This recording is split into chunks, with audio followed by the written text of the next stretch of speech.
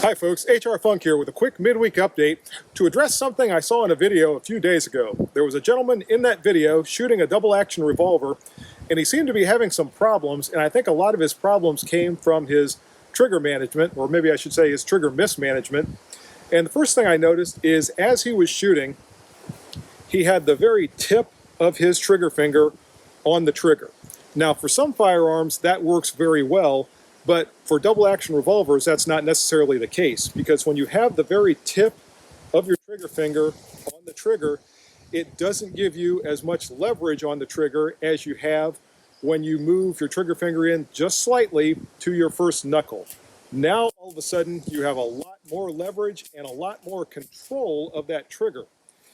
And if you notice, when I squeeze my trigger, if you look at where that first knuckle is, as I squeeze it back toward the back of my palm, it doesn't actually move straight back. It moves in a slight arc. So one thing you do have to be careful with when you use this type of trigger management technique is that you're not pulling your sights off target as you're squeezing the trigger, which is why you have to watch your sights and be mindful of your sight picture and your sight alignment.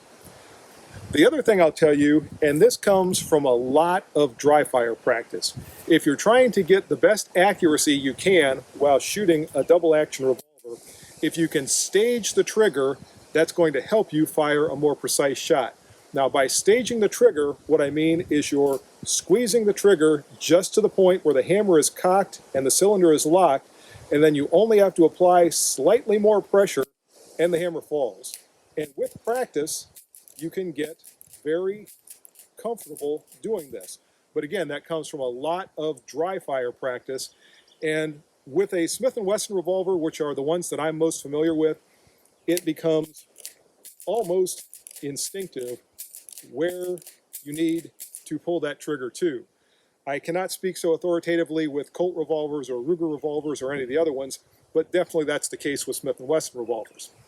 So if I'm shooting double action and I want to fire a precise shot, I come up on target, I line up my sights, I squeeze the trigger to this point, and then make sure as I give it that last little bit of pressure that I'm keeping my sights properly aligned and squeezing off a good shot.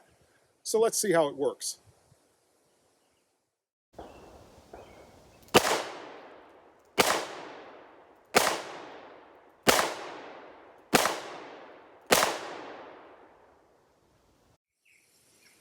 So there you go, folks. Not bad accuracy at all out of my 4-inch Smith&Wesson Model 686, and that was full power, 158 grain, 357 Magnum ammunition, and the shots went right where I wanted them to go. So with that trigger management technique, hopefully you'll get the best accuracy possible out of your double action revolver. And that's the video for today. I hope you enjoyed it. If you have any questions or comments, as always, make sure you forward those to me. Remember, if you purchase anything from Optics Planet, be sure to use my discount code, which is... And if you use that discount code, it's good for 5% off anything you purchase from Optics Planet. See you next time, folks. And until then, good shooting. Bye-bye.